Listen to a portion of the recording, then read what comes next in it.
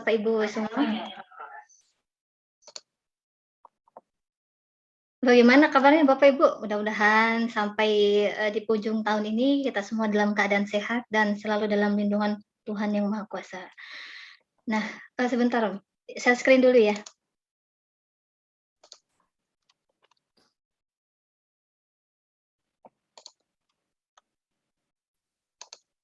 Maaf Jihan, belum dikasih ininya buat share screen. Silakan Mbak Dina.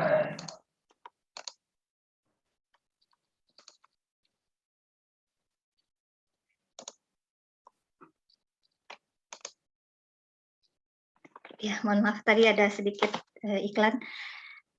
Saya ulangi aja ya. Assalamualaikum warahmatullahi wabarakatuh. Selamat pagi Bapak Ibu semuanya.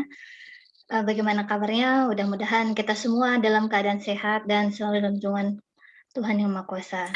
Terima kasih saya ucapkan kepada Bapak Ibu sekalian yang telah meluangkan waktunya menghadiri acara mingguan kita ini. Kebetulan minggu ini giliran saya dan saya akan membawakan topik pengelolaan UP atau uang persediaan.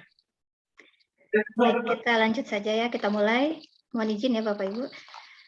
Di sini gambaran umum pengelolaan UP terdiri dari mekanisme UP, besaran UP, sampai dengan tanggung jawab UP tersebut. Saya jelaskan terlebih dahulu gambaran umum UP itu seperti apa. Kalau berbicara tentang UP, biasanya identik dengan, bukan identik juga ya, memang ini pekerjaan utama dari bendahara pengeluaran. Secara umum, tugas dari bendahara pengeluaran itu biasa kita singkat 5M, yaitu menerima, menyimpan, membayarkan, menata usahakan, dan melaporkan. Apa yang diterima, disimpan, dibayarkan, ditata usahakan, dan dilaporkan, yaitu uang persediaan. Apakah ada selain uang persediaan? Tentu ada, contohnya uang dari LS bendahara, ataupun surat berharga yang dalam penguasaan bendahara tersebut. Nah, di sini penjelasan UP dalam pekerjaan kita sehari-hari, misalnya ketika kita akan melaksanakan rapat, nah kita perlu uang untuk membeli kudapan ataupun makan siang, nah kita minta uang kepada bendahara, nah uang itu disebut dengan uang UP. Kemudian masuk ke mekanisme UP. Nah, mekanisme pembayaran atas tagihan belanja negara terdiri dari dua. Yang pertama mekanisme UP, yang kedua mekanisme LS. Saya jelaskan dulu mekanisme UP sedikit. Mekanisme UP merupakan pembayaran tagihan atas belanja negara yang berasal dari uang persediaan yang ada di bendahara pengeluaran ataupun BPP. Nah, yang kedua tadi mekanisme LS. Nah, mekanisme LS merupakan mekanisme pembayaran tagihan belanja negara yang dibayarkan langsung dari rekening kas umum negara ataupun dari KPPN ya ke rekening yang dituju. Rekening yang dituju ini bisa 3. Yang pertama, rekening si penyedia. Yang kedua, ini untuk LS ke penyedia ya. Yang kedua, LS pegawai. Contohnya seperti gaji, uang makan, atau honor. Yang ketiga adalah LS ke bendahara pengeluaran itu sendiri. Contohnya LS perjalanan dinas atau LS honor. Nah, dari bendahara nanti akan disalurkan kepada yang berhak menerimanya. Kemudian di sini ada besaran UP dan tanggung jawab. Besaran UP ini kita merujuk ke PMK 190. Nah, selanjutnya kita lihat dasar hukum pengelolaan UP ini ya. Yang pertama adalah Undang-Undang Nomor 1 Tahun 2004. Nah, kemudian diturunkan lagi ke PP 45 sampai ke 190 dengan perubahannya di PMK 178 tahun 2018. Nah, di Undang-Undang Nomor 1 Tahun 2004 ini perlu saya tambahkan di sini, di pasal 1-nya berbunyi pembayaran atas beban APBN atau APBD tidak boleh dilakukan sebelum barang atau jasa diterima. Ini adalah dasar kita yang membatasi kita bahwa kita bisa mengeluarkan uang kalau sudah diterima barang ataupun jasa dari si penyedia. Kemudian yang kedua, ayat keduanya, bahwa untuk menjamin kelancaran pelaksanaan tugas kementerian atau lembaga kepada pengguna anggaran, kuasa pengguna anggaran kantor atau satker dapat diberikan uang persediaan yang dikelola oleh bendahara pengeluaran.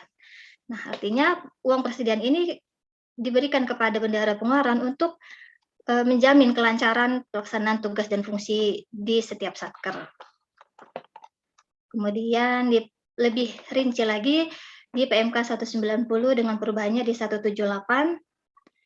Di sini mulai dari tugas bendahara melalui UP sampai dengan mekanisme pengujian SPP dan penerbitan SPM-nya. Nah, apa sih uang persediaan itu? Ilustrasi sedikit tentang uang persediaan itu seperti kas kecil. Apa kas kecil itu? Kas kecil merupakan seperti uang yang dibentuk khusus atau dana yang sifatnya untuk membayarkan kegiatan yang relatif kecil jumlahnya. Kegiatan yang bersifat rutin atau periodik dan bisa diisi ketika hampir habis atau minimal 50% ya kalau di kita. Kemudian uang persediaan ini berasal dari BUN atau Kosabun masuk ke rekening bendahara pengeluaran. Nah, kemudian jenis belanja UP. Nah, ini kita sebagai bendahara harus paham jenis belanja apa yang bisa dibayarkan dengan UP. Dan ketika ada tagihan, kita bisa menolak kalau tidak sesuai dengan kriteria ini. Yang pertama belanja barang. Ada 3 jenis belanja yang bisa dibayarkan dengan UP. Yang pertama adalah belanja barang, yang kedua belanja modal, dan belanja lain-lain. Belanja barang ini contohnya belanja keperluan perkantoran, belanja perlengkapan kantor atau persediaan, belanja langganan daya dan jasa, belanja pemeliharaan, dan belanja perjalanan dinas. Jadi kalau ada pertanyaan, apakah perjalanan dinas bisa dibayarkan dengan UP? Jawabannya bisa.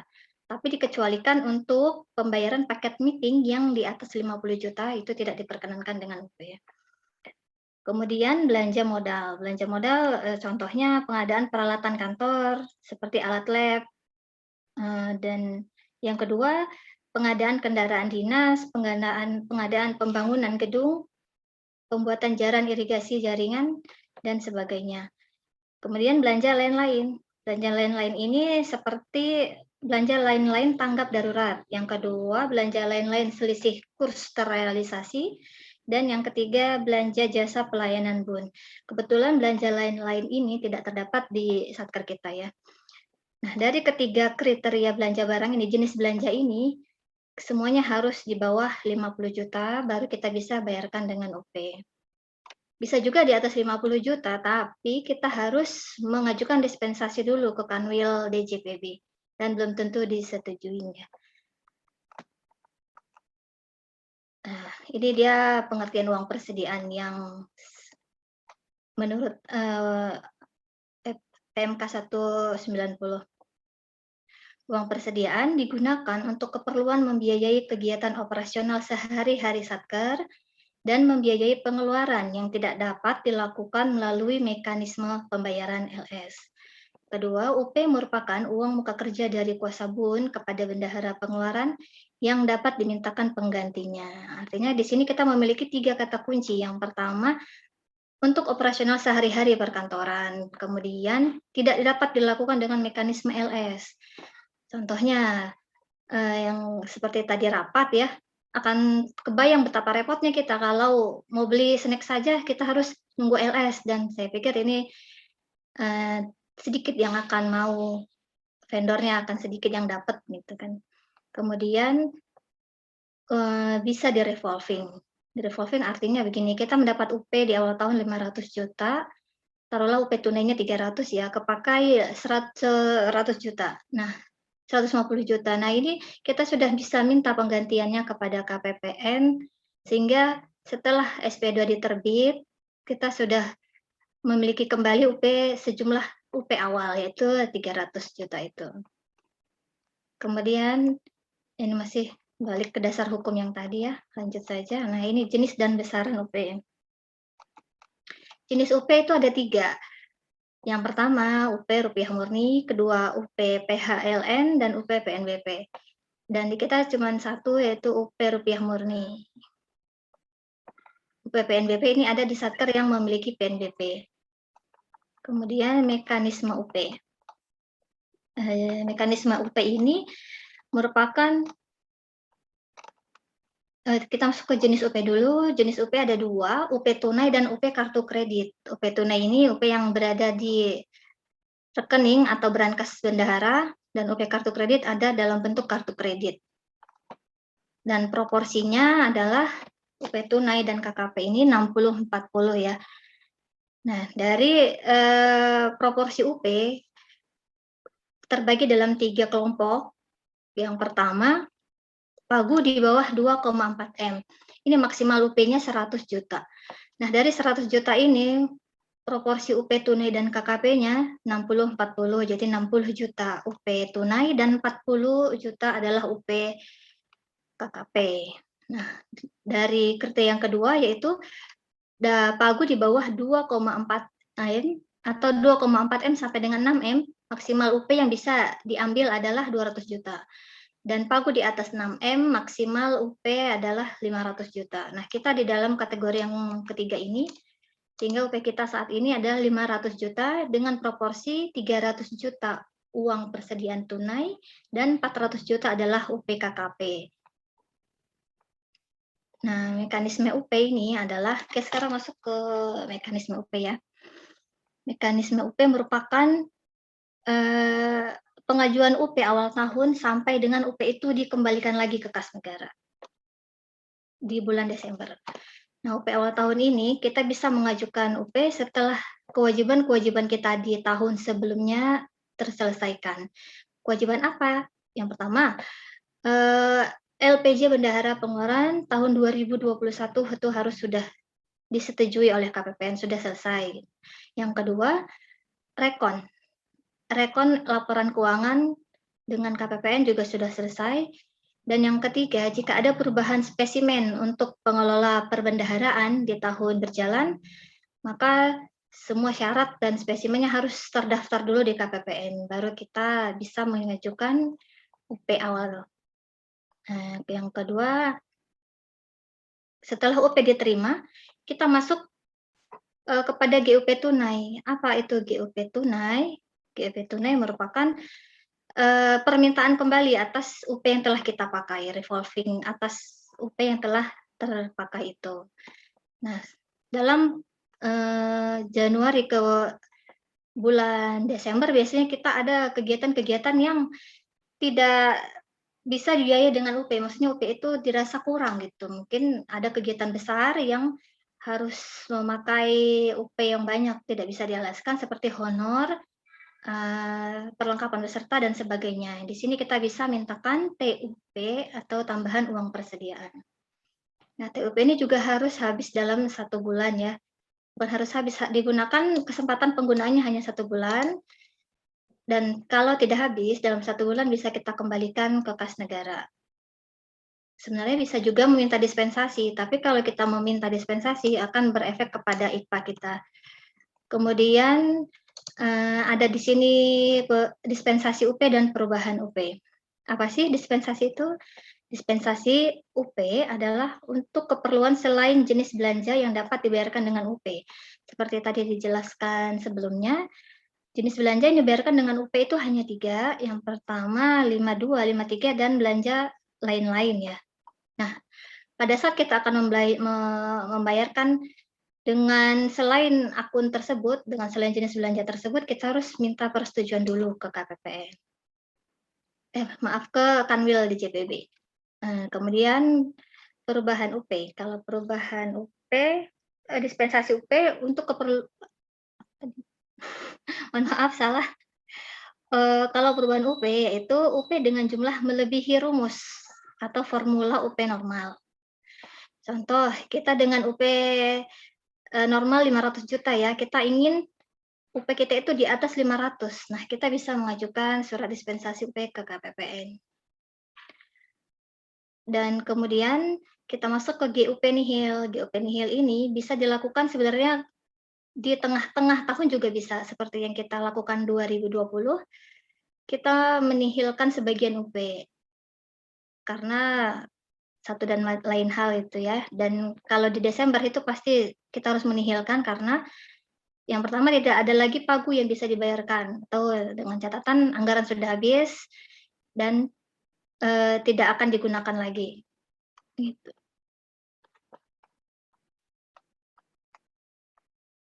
Nah, ini perhitungan UP awal ya. Cara perhitungan UP awal ini, kita hitung dulu kebutuhan UP tunai dan KKP, kita ajukan ke PPK, kemudian PPK membuat SPP dan PPSPM menerbitkan SPM. Mekanisme pengajuan UP. Menyampaikan kebutuhan UP tunai dan UP KKP kepada PPK berdasarkan kebutuhan UP kartu kredit tersebut, mencantumkan kebutuhan UP kartu kredit pemerintah dalam surat pernyataan UP diterbitkan oleh KPA. Nah, syarat-syarat UP ini SPP Form A, surat pernyataan dari KPA dan rincian penghitungan UP. Nah, sebelum mengajukan SPP UP, kita mengajukan surat persetujuan dulu ke KPPN atas pengajuan UP yang kita minta. Nah, setelah surat persetujuan terbit, baru kita bisa membuat SPP UP. Nah, ini perubahan UP. Perubahan UP yang selanjutnya disebut PUP adalah uang muka kerja dengan jumlah melebihi rumus atau formula UP normal yang bersifat daur ulang atau revolving dan diberikan kepada bendahara pengeluaran untuk membiayai kegiatan operasional kantor sehari-hari yang tidak dapat dilakukan dengan pembayaran langsung. Pertimbangan PUP tunai dan KKP oleh Kanwil DJPB. Perubahan UP melampaui besaran UP. Ada 2 jenis ya untuk perubahan UP ini. Yang pertama, perubahan UP yang melampaui besaran UP. Misalnya yang tadi dari UP normal kita 500, kita ingin meminta lebih dari 500 gitu. Nah, ini sebagai dasar pertimbangannya, yang pertama, frekuensi penggantian UP tahun yang lalu lebih dari rata-rata 1 kali dalam 1 bulan selama 1 tahun. Dan kebutuhan penggunaan UP dalam 1 bulan yang melampaui besaran UP. Kemudian untuk perubahan proporsi besaran UP tunai yang lebih besar. Ini maksudnya proporsi yang normal itu kan 60-40 ya. Nah, di sini kita minta lebih banyak untuk UP tunainya, misalnya 80-20. Nah, di sini kita mengajukan surat juga ke Kanwil DJPB. Sebagai pertimbangannya, yang pertama, frekuensi penggantian UP tunai tahun yang lalu lebih dari rata-rata 1 kali dalam 1 bulan selama 1 tahun. Kemudian, kebutuhan penggunaan UP tunai dalam 1 bulan melampaui besaran UP tunai. Dan yang ketiga, masih terbatas penyedia barang atau jasa yang menerima pembayaran dengan kartu kredit melalui mesin edisi yang dibuktikan dengan surat pernyataan dari KPA. Sepertinya syarat utamanya yang nomor 3 ini ya, karena mesin edisi yang masih langka, misalnya daerah-daerah terpencil, bisa menjadi pertimbangan utama. Kemudian, KPA juga bisa mengajukan UP tunai 100%. Dengan persyaratan tidak terdapat penyedia barang atau jasa yang dapat menerima pembayaran dengan kartu kredit melalui mesin edisi yang dibuktikan dengan surat pernyataan dari KPA. Dan ini yang syarat mutlaknya mungkin, memiliki pagu jenis belanja satker yang dapat dibayarkan melalui UP sampai dengan 2,4 M. Nah, jadi dia kalau memiliki pagu 2,4 M, dia memiliki UP 100. Nah, 100 ini dia mau mintakan tunai. Kalau pagu di atas 2,4 M mungkin tidak akan sulit mendapatkan persetujuan UP tunai 100%. Nah, syarat perubahan UP yang pertama adalah SPP Form A, surat pernyataan dari KPA, surat persetujuan Kepala Wilayah Direktorat Jenderal Perbendaharaan. Nah, ini dispensasi UP. Apa itu dispensasi UP? Dispensasi UP itu untuk keperluan selain jenis belanja yang dapat dibayarkan dengan UP, yang tadi ya. Kemudian pengadaan belanja modal tanah, dispensasi UP untuk pelunasan rekening langganan daya dan jasa tahun anggaran sebelumnya, dispensasi UP untuk pembayaran belanja modal dan fisik di atas 50 juta, dispensasi UP untuk pembayaran belanja barang dan belanja lain-lain yang bernilai di atas 50 juta, dispensasi UP untuk UP normal, perubahan UP dan tambahan UP yang melebihi batas waktu yang ditetapkan. Kemudian Ini dispensasi UP karena kekhususannya. Yang pertama, pembayaran belanja barang perjalanan dinas dalam negeri dan luar negeri. Pembayaran rekening listrik, air, dan telepon kepada PT PLN, PDAM, dan PT Telkom. Pembayaran belanja bahan bakar minyak dari SPBU Pertamina. Pembayaran belanja non-gaji pada satuan kerja di lingkungan Kementerian Pertahanan dan TNI. Pembayaran belanja pada kantor perwakilan RI di luar negeri. Nah, pengaturan dispensasi ini, Kepala Kanwil DJPB dapat memberikan persetujuan atas perubahan UP yang melampaui besaran UP dengan mempertimbangkan seperti yang tadi di atas ya, frekuensi penggantian UP 1 tahun lebih dari 1 kali dalam 1 bulan. Kemudian perhitungan kebutuhan penggunaan UP dalam 1 bulan melampaui besaran UP. Nah, demikian juga untuk perubahan proporsi UP tunai. Ini mirip seperti di atas. Syarat dan pengaturan dispensasinya sama. Kemudian kita masuk ke penggunaan KKP. Tadi kan jenis UP ada 2 ya, UP tunai dan UP KKP. Nah, sekarang kita masuk ke penggunaan KKP. Penggunaan kartu kredit pemerintah untuk belanja pemerintah difokuskan pada belanja keperluan operasional yang merupakan bagian terbesar dari penggunaan uang persediaan. Nah, di UP KKP ini terdiri atas 2 jenis, yaitu untuk belanja keperluan operasional dan keperluan perjalanan dinas. Belanja keperluan operasional bisa untuk membeli ATK, pemeliharaan, jamuan, dan sebagainya. Sementara untuk perjalanan dinas bisa untuk tiket penginapan dan tidak untuk uang harian ya. Kemudian mekanisme penggunaan kartu kredit. Mekanisme ini mulai dari perjanjian kerjasama antar bank dengan Satker sampai dengan monefnya. Pertama, perjanjian kerjasama bank dengan Satker. Bank yang kita pakai adalah bank di mana rekening bendahara pengeluaran berada. Seperti kita BNI. Kemudian perjanjian kerjasama ini hanya sekali dilakukan pada saat membuat KKP pertama kali saja. Kemudian bank menerbitkan kartu kredit dan diaktifkan oleh si pemilik kartu kredit, maksudnya yang namanya tertera di kartu, kemudian ditransaksikan, dipakai, artinya dipakai, kemudian muncullah billing atau tagihan dan diuji oleh PPK dan diterbitkan SPBY, diverifikasi oleh bendahara, kemudian dipertanggungjawabkan, artinya dibuatkan SPP dan segala macam lampirannya, diserahkan kepada PPSPM, kemudian PPSPM menerbitkan SPM, dan diupload ke SPM, sehingga terbitlah SP2D, uang masuk ke rekening kas bendahara pengeluaran. Setelah uang masuk, bisa didebit untuk pembayaran KKP tersebut. Dan terakhir dilakukan monef. Nah, penggantian uang persediaan. Uang persediaan digunakan di jumlah tertentu, artinya di sini tidak harus mencapai 50% ya, seperti UP tadi. Di sini berapapun jumlahnya bisa langsung kita mintakan penggantiannya ke KPPN.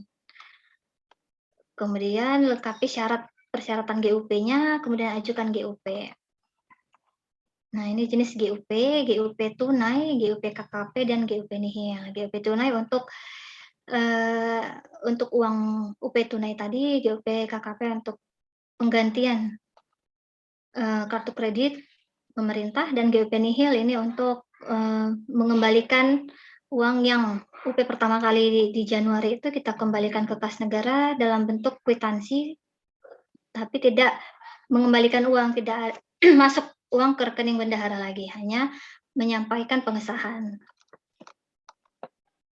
Penerbitan SPP GUP tunai. PPK menerbitkan SPP GUP tunai untuk pengisian kembali UP. Penerbitan SPP GUP tunai dilengkapi dengan dokumen pendukung sebagai berikut. Rincian permintaan pembayaran, bukti pengeluaran, SSP yang telah dikonfirmasi KPPN, dan faktur pajak jika ada. Sisa dana dalam DIPA yang dapat dilakukan pembayaran dengan UP minimal sama dengan UP yang dikelola oleh bendahara pengeluaran. SPP GUP tunai disampaikan kepada PPSPM paling lama 5 hari kerja setelah bukti-bukti pendukung diterima secara lengkap dan benar. Ini penerbitan SPP GUP nihil. Dokumen pendukung SPP GUP nihil sama dengan SPP GUP. Penerbitan SPP GUP nihil dilakukan dalam hal Sisa dana pada DIPA yang dapat dibayarkan dengan UP minimal sama dengan besaran UP yang diberikan. Kemudian, sebagai pertanggungjawaban UP yang dilakukan pada akhir tahun anggaran atau UP tidak diperlukan lagi. Nah, yang ketiga, penerbitan SPP GUP nihil merupakan pengesahan atau pertanggungjawaban UP. Masuk ke mekanisme pengujian dan pembayaran kartu kredit pemerintah. Mekanisme pengujiannya dimulai dengan bertransaksi dengan vendor atau yang memiliki mesin edisi oleh pemegang kartu kredit. Ini mirip seperti tadi ya. Kemudian dilakukan pengujian oleh PPK dan penerbitan SPBY dengan bukti daftar pembayaran tagihan atau SPBY, kemudian diverifikasi oleh bendahara, kemudian penerbitan SPP, dan penerbitan SPM GUP KKP oleh PPSPM, kemudian SP2D oleh KPPN, dan dibayarkan ke bank yang bersangkutan. Secara prinsip sama dengan GUP tunai ya untuk KKP ini, teman terkait lampirannya adalah surat tugas atau surat perjanjian dinas, perjanjian atau kontrak untuk yang belanja operasional, kwitansi atau bukti pembelian yang telah disahkan oleh PPK, faktur pajak dan atau surat setoran pajak sesuai dengan ketentuan peraturan perundang-undangan di bidang perpajakan. Nah, yang keempat, nota atau bukti penerimaan barang jasa atau dokumen pendukung lainnya yang diperlukan yang telah disahkan oleh PPK. DPT, kartu kredit pemerintah yang telah ditetapkan oleh PPK, dan tagihan atau e-billing atau daftar tagihan sementara. Nah, ini juga DPR ini juga lampiran dari GUP KKP. Ini formatnya untuk perjalanan dinas, daftar pengeluaran real perjalanan dinas, daftar ini format untuk pembayaran tagihan DPT. Nah, kita masuk ke tambahan UP. Tambahan UP tunai atau TUP. TUP ini adalah uang yang diberikan kepada Satker untuk kebutuhan yang sangat mendesak dalam 1 bulan melebihi pagu UP yang telah ditetapkan. Jadi jumlahnya bebas ya, mau minta berapa aja. Tidak harus sesuai proporsi yang tadi, yang dengan pagu sekian, dapatnya sekian ratus, gitu tidak. Tapi jumlahnya ini bebas. Nah, ini ketentuan TUP tunai. Dari persetujuan TUP dilakukan oleh Kepala KPPN dengan disertai rincian rencana penggunaan TUP, surat pernyataan dari KPA bahwa TUP digunakan dan dipertanggungjawabkan paling lama 1 bulan sejak tanggal SP2D diterbitkan, dan tidak digunakan untuk kegiatan yang harus dilaksanakan dengan pembayaran LS. Nah, Kepala KPPN melakukan penilaian atas pengajuan TUP. Nah, di sini bisa jadi yang kita ajukan misalnya 1M tidak seluruhnya disetujui. Nah, penilaian KPPN ini meliputi pengeluaran pada rincian rencana penggunaan TUP bukan merupakan pengeluaran yang harus dilakukan dengan pembayaran LS. Kemudian pengeluaran pada rincian rencana penggunaan TUP masih cukup atau tersedianya dana-dana dalam DIPA. Yang ketiga, TUP sebelumnya sudah dipertanggungjawabkan seluruhnya. Misalnya sebelumnya kita sudah pernah TUP. Nah, ini harus selesai dulu baru kita bisa meminta TUP kembali. Kemudian yang keempat, TUP sebelumnya yang tidak digunakan telah disetor. Berarti tidak hanya digunakan, namun sisanya juga harus sudah disetor ke kas negara. Kemudian KPA dapat mengajukan permintaan TUP untuk kebutuhan melebihi waktu 1 bulan dengan pertimbangan kegiatan yang akan dilaksanakan memerlukan waktu lebih dari 1 bulan. Kemudian TUP harus dipertanggungjawabkan dalam waktu 1 bulan dan dapat dilaksanakan secara bertahap. Kemudian bila dalam 1 bulan belum dilakukan pengesahan dan pertanggungjawaban TUP, maka Kepala KPPN menyampaikan surat teguran kepada KPA. Sisa TUP yang tidak habis digunakan harus disetor ke kas negara paling lama 2 hari kerja setelah batas waktu pengajuan pertanggungjawaban TUP atau SPMP-TUP.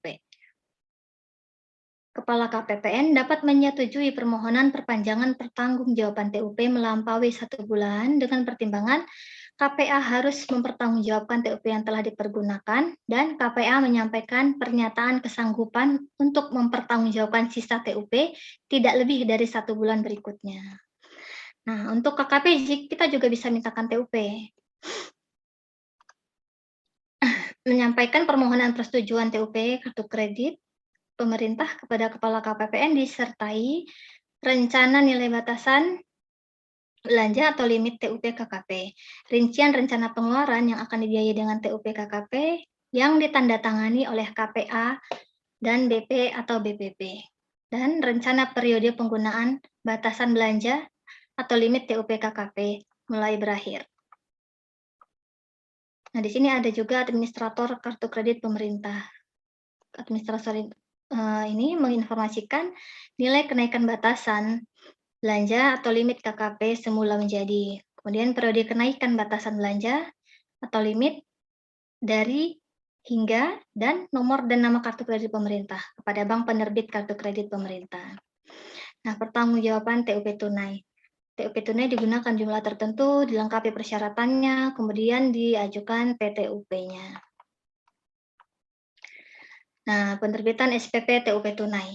PPK menerbitkan SPP TUP tunai dan dilengkapi dengan dokumen meliputi rencana penggunaan dana yang telah ditandatangani oleh KPA atau PPK dan bendahara pengeluaran. Surat pernyataan dari KPA atau PPK yang menyatakan bahwa TUP digunakan dan dipertanggungjawabkan paling lama 1 bulan sejak tanggal SP2D diterbitkan dan tidak digunakan untuk kegiatan harus dilaksanakan pembayaran LS. Surat permohonan TUP yang telah memperoleh persetujuan TUP dari Kepala KPPN. Nah, SPP TUP tunai diterbitkan oleh PPK dan disampaikan kepada PPSPM paling lama 2 hari kerja setelah diterimanya persetujuan TUP dan dari Kepala KPPN. Nah, ini yang penerbitan SPP TUP tunai.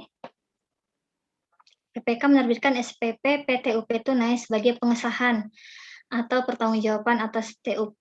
Nah, sekarang kita di bulan ini mulai menerbitkan SPP PTUP ya. Kemudian dokumen pendukung penerbitan SPP PTUP tunai. Yang pertama, daftar rincian penerimaan pembayaran bukti pengeluaran seperti kwitansi bukti pembelian yang telah disahkan PPK beserta faktur pajak dan SSP, dan nota atau bukti penerimaan barang jasa atau dokumen pendukung lainnya yang diperlukan yang telah disahkan oleh PPK. Kemudian SSP yang telah dikonfirmasi KPPN. Kemudian SPP PTUP disampaikan kepada PPSPM paling lama 5 hari kerja sebelum batas akhir pertanggungjawaban TUP. Nah, PTUP KKP juga begitu. BP dan BPP mengajukan permintaan pembayaran pertanggungjawaban TUP kartu kredit pemerintah kepada PPK dengan menyampaikan SPBY, daftar pungutan atau potongan pajak atau bukan pajak atas tagihan dalam SPBY. Kemudian dokumen pendukung SPBY. Nah, saya rasa sampai di situ dulu. Bagi teman-teman yang ada kurang jelas atau ada pertanyaan, bisa disampaikan. Demikian saya kembalikan kepada Bapak Jihan. Terima kasih atas perhatiannya. Assalamualaikum warahmatullahi wabarakatuh. Waalaikumsalam warahmatullahi wabarakatuh. Terima kasih Mbak Nina. Silakan bagi Bapak Ibu dan rekan-rekan jika ada pertanyaan untuk yang daring bisa langsung raise hand saja.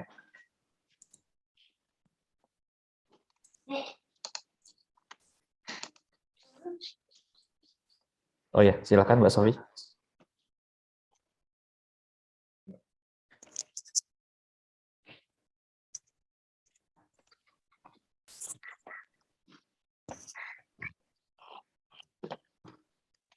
Mbak Nina mau nanya dong, Sof. gimana cara menghitung rincian perhitungan UP sama rincian rencana TUP? Ini beberapa pertanyaan sekaligus boleh. Itu yang pertama. Yang kedua, ketentuan besarnya limit KKP ada peraturannya nggak, Mbak? Yang ketiga, tadi kan disinggung GUP nihil itu bisa di pertengahan tahun ya, Mbak? Iya. Itu apa yang dilakukan? Maksudnya kenapa? Terus apa aja yang dipersiapkan untuk GUP nihil di pertengahan tahun?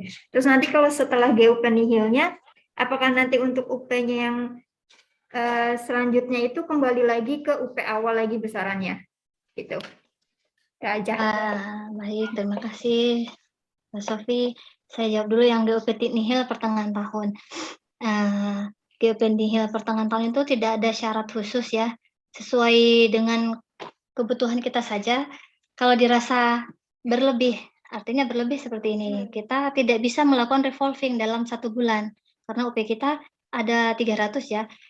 Kwitansi yang kepake, yang sudah masuk itu, yang kepake baru 100 lah, nggak sampai 150. Nah, itu kan artinya UP kita berlebih. Kalau kita dalam 1 bulan tidak melakukan revolving, kita akan mendapat, IKFA kita akan, menurun ya nilainya. Yang kedua, jika dalam 2 bulan kita tidak revolving, akan mendapat surat teguran dari KPPN. Nah, dalam waktu 2 bulan tidak juga setelah mendapat, surat teguran tersebut, dalam waktu 1 bulan, tidak juga revolving, nah maka UP kita akan dipotong 25%. Nah, yang pertanyaan yang pertama tadi rincian, bagaimana menghitung rincian, TUP ya? Iya, Mbak Nina. Cara menghitung rinciannya itu kita pakai aplikasi SAS dari menu PPSPM, nanti dari situ sudah kelihatan akun-akun yang akan kita TUP-kan. Kita bisa milih sendiri, muncul semua akun sesuai sisa anggaran kita saat itu. Nah, dari situ kita bisa ambil sesuai kebutuhan kita mana yang akan di-TUP-kan. Karena jumlahnya bebas ya, jadi tidak muncul pembatasan. Kalau pengajuan UP pertama kali itu kan langsung muncul tuh di SAS, UP kita hanya bisa 500 gitu, kita tidak bisa utak-atik lagi, kecuali dengan dispensasi. Kemudian pertanyaan kedua tadi apa ya, Sof? Ketentuan besarnya limit KKP. Limit KKP itu ada di PMK 196 kalau nggak salah ya. Dan di perubahannya di PMK 83, limit untuk kalau di 196 itu dulu masih setiap KKP untuk perjalanan dinas maksimal 20 juta. Tapi untuk perjalanan dinas maksimal perjalanan dinas 20 dan operasional 50. Tapi di 83 bisa sampai dengan 200, pembayaran sampai dengan 200, tapi dengan ketentuan kita harus belanja di marketplace gitu. Limitnya bisa 1 KKP bisa 200 juta. Tapi kalau di kita masih ngikut yang lama karena di kita kan marketplace juga pakai LS gitu. Untuk kontak juga pakai LS, jadi lebih fungsional kalau kita pakai yang seperti yang lama saja, pembagian limitnya. Demikian, Sof, ada lagi? Sudah, Mbak Nina? Silakan bagi Bapak Ibu atau teman-teman yang ingin bertanya untuk raise hand.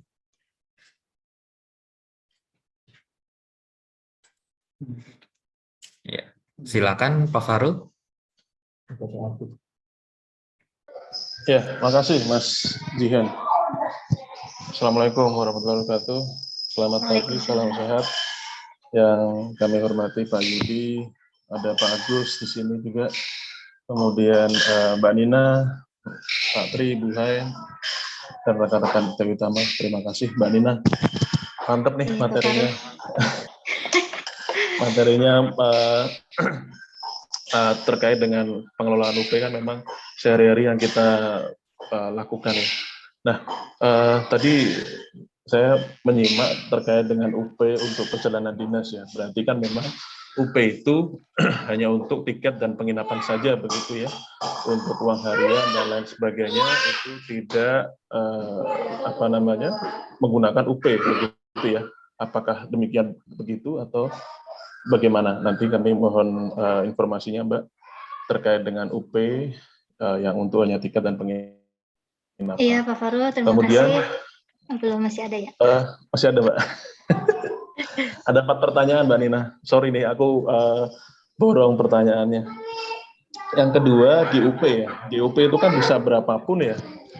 Nah, GUP itu kan bisa berapapun. Apakah memang bisa berapapun, tidak ada batasan atau bagaimana? Kalau tadi disampaikan oleh Mbak Nina. Karena GUP ini kan memang ketika kita membutuhkan ya untuk misalkan GUP nihil atau apapun lah itu ya, Nah, kami mohon informasinya. Kemudian yang ketiga, terkait dengan pembagian tugas BPP dan BPP ya dalam mengelola UP gitu ya. Nah, tadi kan ada BP garing BPP begitu ya, tapi ada juga yang hanya BP gitu. Nah itu apakah ada ketentuan yang mengatur begitu ya Mbak Nina mengenai pembagian tugas BP dan BPP dalam mengelola UP begitu ya. Nah kalau ada seperti apa mekanisme pembagian tugasnya. Nah kemudian yang keempat yang terakhir ya terkait dengan pengelolaan UP kan berpengaruh pada IKPA ya. Nah di dalam langkah atau indikator di IKPA itu kan memang ada salah satunya pengelolaan UP dengan langkah salah satunya adalah tidak boleh mengajukan frekuensi SPM yang kalau tidak salah ya lebih dari 30 hari. Nah, ketika misalkan ada sebentar. Jadi paling lambat ya, jadi periode pengajuan SPM GUP dari SP2 DUP terakhir paling lambat dalam rentang 30 hari kalender. Artinya adalah pengajuan GUP itu minimal sekali dalam sebulan ke KPPN begitu kan ya. Dan tidak menambah frekuensi SPM GUP yang terlambat. Nah, ketika misalkan kami menambah adanya frekuensi SPM GUP yang terlambat, apakah bisa minta dispensasi dari KPPN begitu, Mbak? Itu yang kami mohon informasinya, Mbak Nina. Demikian, Mbak Nina. Terima kasih. Terima kasih, Pak Farul. Ini untuk pertanyaan yang pertama, KKP hanya, tadi mungkin saya kurang menambahkan KKP-nya ya? Maksud saya tadi yang UP, yang KKP. Penginapan, Mbak Nina. Iya, GUP KKP untuk perjalanan dinas hanya untuk tiket dan hotel, tidak untuk uang harian. Karena uang harian bisa pakai UP atau LS gitu, Pak. Oh, jadi tadi TUP ya? KKP, GUP KKP. Oh, KKP. Iya, UP KKP maksudnya. Oh, UP KKP. UP KKP untuk jenis KKP belanja perjalanan dinas, hanya bisa untuk tiket dan hotel. Kalau uang harian kita kan langsung LS gitu.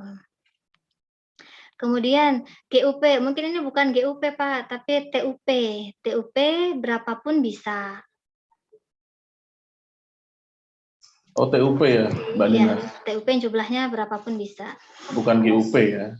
Bukan, kalau GUP kan minimal 50%, baru kita bisa ajukan revolvingnya. Kemudian untuk BPP dan BP, sebenarnya BP dan BPP ini memiliki tugas fungsi yang sama ya, dalam perbendaharaan. Kemudian BPP juga melaksanakan pembukuan seperti halnya BP. Nah, si BP ini mau rangkum dari para BPP dan menjadikan satu laporan untuk dikirimkan ke KPPN. Pengelolaan UP-nya juga sama, tanggung jawab juga sama, sampai ke uang pribadi, secara pribadi tanggung jawabnya gitu, Pak. Kemudian yang pertanyaan keempat, pengelolaan UPTUP. Nah, pengelolaan UPTUP ini merupakan salah satu indikator dalam IKPA. Jika kita melebihi SP2D terakhir terbit tanggal 2 Januari, maka tanggal 2 Februari kita harus sudah terbit SP2D GUP lagi.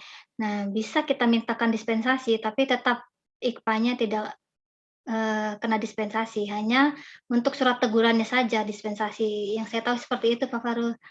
Jadi kalau untuk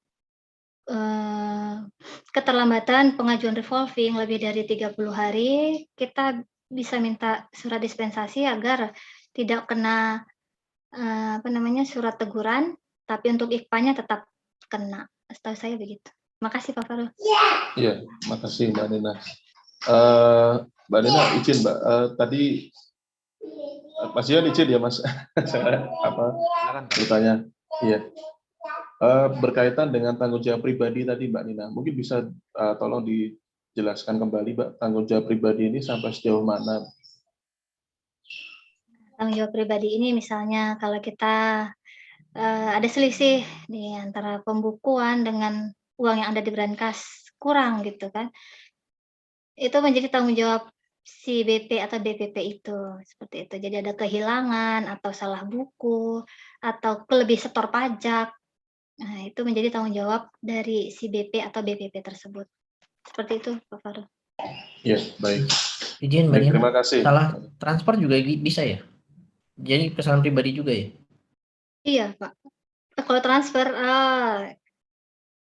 bisa jadi maksudnya transfer ke rekening pribadi? Ya ke rekening apapun, soal bayar berarti maksudnya. Iya Pak, masuk ke tanggung jawab.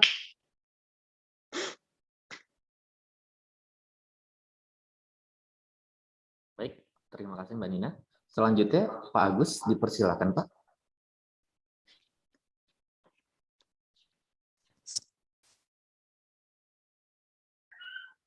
Saya udah kirim tiket juga Bu Nina. Mungkin saya bacanya aja nggak apa-apa ya. Kiki nanya nih, penutupnya dari Alkitab. Ditanya Pak Dalis. Soalnya Pak Yudi nggak ngasih pengumuman auditor boleh ikut, makanya saya jadi penutup aja nggak apa-apa ya. Baik Pak. Ini ini. Kebetulan kami juga memeriksa terkait pertanggungjawaban keuangan, terutama melalui KUP ini.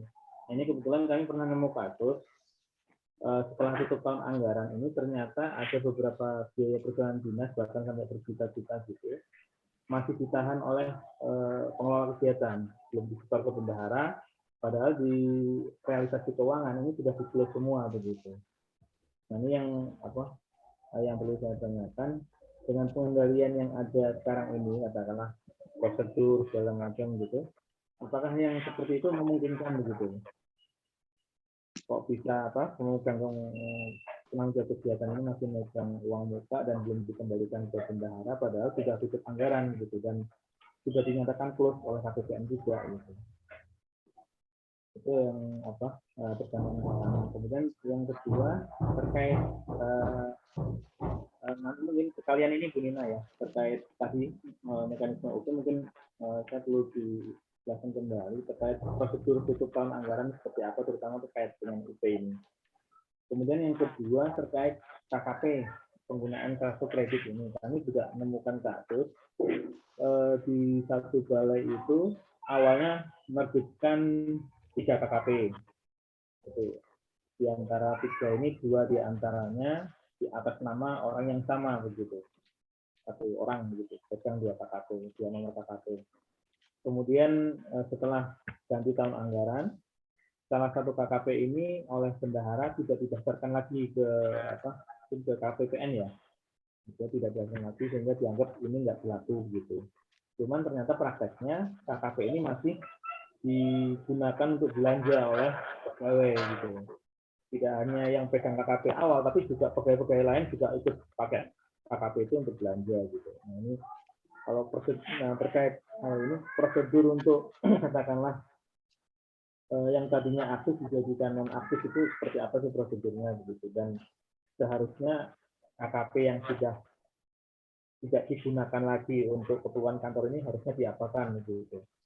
Itu yang pertama. Kemudian yang kedua terkait ini penerbitan tagihan KKP ini secara aturan seharusnya ke siapa gitu, karena kalau saya lihat beberapa kasus di balai itu atau di tagihannya ke email pribadi bukan ke kantor gitu. Nah, ini kan saya nggak tahu ya mekanismenya karena belum terpapar ketentuannya itu seperti apa untuk penggunaan KKP ini dan penerbitan tagihannya seperti apa gitu. Kemudian apakah bisa digunakan untuk keperluan selain keperluan kantor gitu. Itu tidak bisa.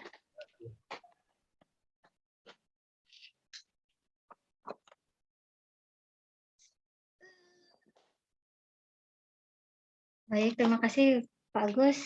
Di sini saya coba menjawab ya. Yang pertama, perjalanan dinas ditahan uangnya oleh si bendahara pengeluaran ya. Seharusnya ketika uangnya masih di pelaku perjalanannya. Perjalanannya yang menahan ya. Harusnya ini sudah diberikan ketika perjalanan dinas itu sudah selesai gitu kan. Nah, biasanya kalau apa ya, kalau di kita kan kalau sudah LS cair masuk ke bendahara, bendahara, memberikan kepada BPP, BPP membayarkan ke yang bersangkutan gitu kan. Nah, ini biasanya sudah tidak dikontrol lagi oleh bendahara. Karena kan di pembukuan juga tidak masuk gitu, karena sudah, dibukukan masuk sekian puluh, ketika diterima oleh si BPP, dibukukan keluar sekian puluh, itu udah nol. Jadi ini tidak masuk ke dalam, kas yang ketika masuk ke neraca nanti dia tidak masuk ke dalam kas di bendahara pengeluaran. Jadi nanti kalaupun tidak disetor, ke kas negara tidak akan ketahuan gitu. Karena, di neracanya nggak masuk, nggak kelihatan, di si bendahara juga kan nggak kelihatan. Nah ini, bisa kita, mungkin di intaran mereka saja mungkin ini ya, ditanyakan kenapa bisa si pemegang penanggung jawab kegiatan ini tidak memberikan hak si perjalanan dinasnya, si pegawai, seperti itu Pak Gus. Artinya secara sistem memang nggak akan kelihatan ya kalau katakanlah udah mengeluarkan UP begitu, terus digunakan oleh pelaksana kegiatan gitu, nggak kelihatan gitu. Iya, nggak akan kelihatan karena dia kalau LS itu kan di pembukuan bendahara in out aja gitu Pak, kecuali si bendahara tidak memberikan secara keseluruhan. Misalnya hanya diberikan separuh dari LS yang keluar, bisa ditahan bendahara dulu, itu kelihatan di pembukuan. Tapi kalau sudah diberikan seluruhnya, nah ini di pembukuan buku pembantu LS sudah jadi nol gitu Pak. Nanti misalnya pun disetor kelebihannya, baru nanti bisa kita lihat di simponi kelebihan dari LS ini, kita setor ke kas negara misalnya oleh si BPP atau penanggung jawab kegiatan. Menghitung uang muka dikurang real, nanti dapat diperoleh angka selisih lebihnya disetor kas negara, nanti kelihatan hanya di simponi pengembaliannya. Kelihatan kalau sudah dikembalikan gitu ya. Kenapa? Artinya kelihatan ada selisih kalau memang ada pengembalian begitu. Kalau di bendahara nggak kelihatan Pak, tapi kalau kelihatan di simponi aja. Sama di Saiba ya.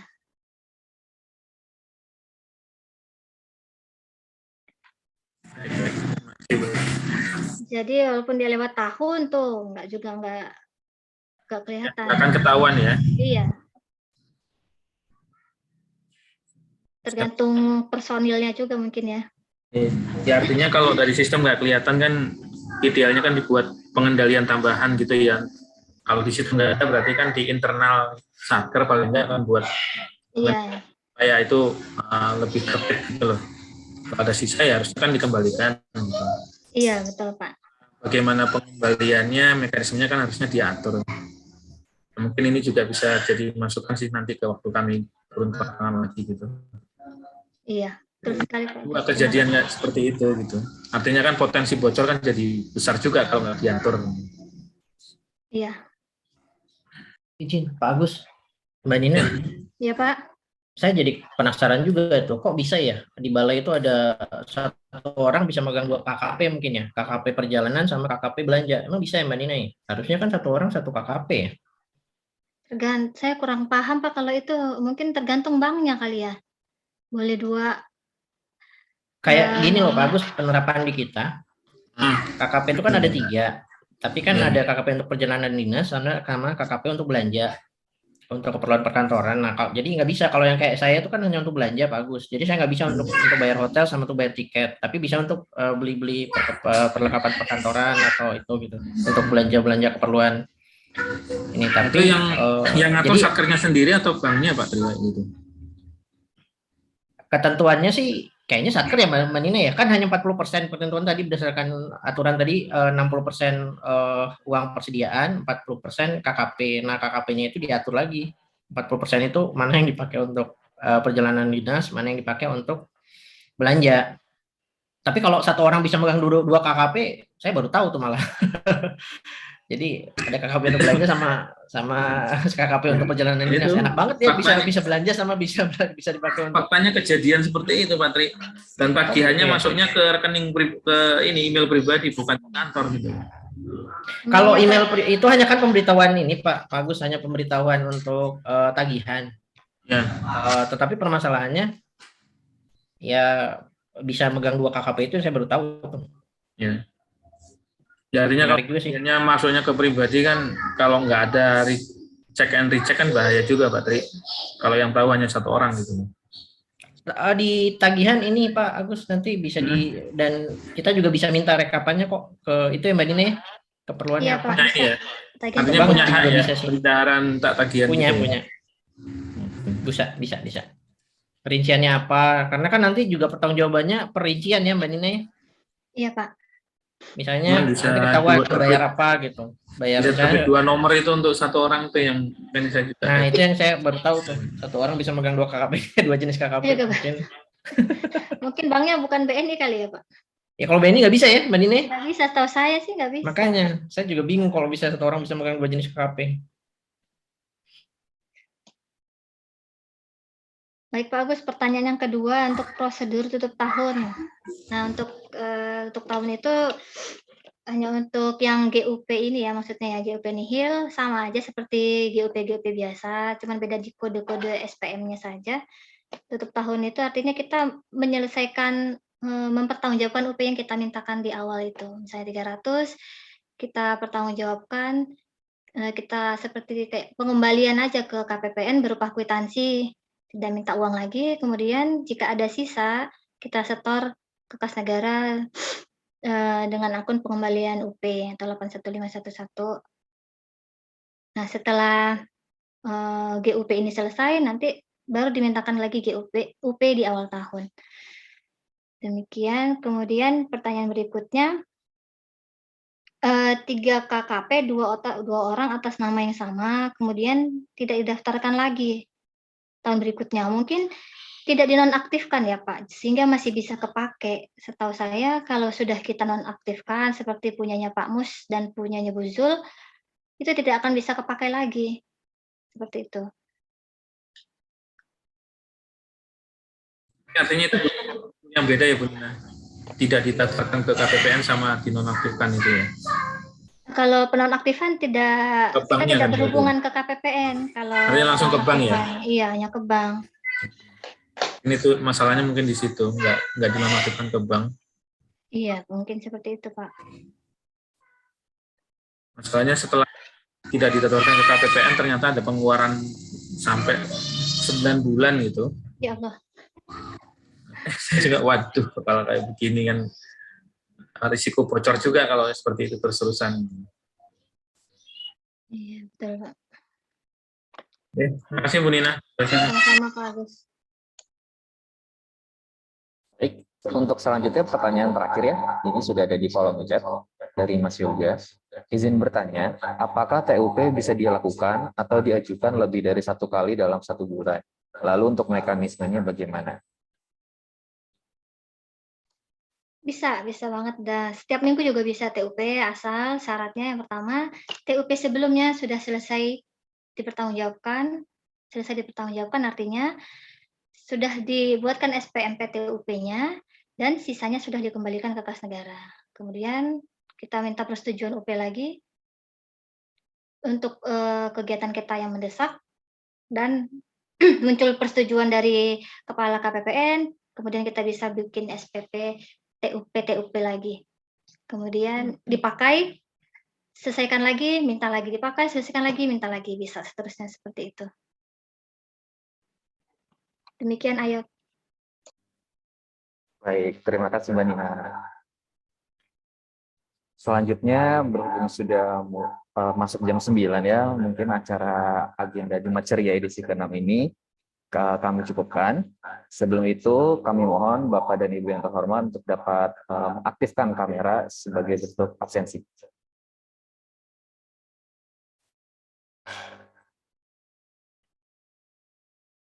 Alhamdulillah ini pesertanya mencapai 36 ya. salah satu yang terbanyak, semoga bisa memberikan manfaat yang lebih luas. Ini ada 2 slide. Untuk yang slide pertama terlebih dahulu, saya screenshot ya. 1, 2, 3. Oke. Selanjutnya untuk slide kedua. 1, 2, 3. Oke.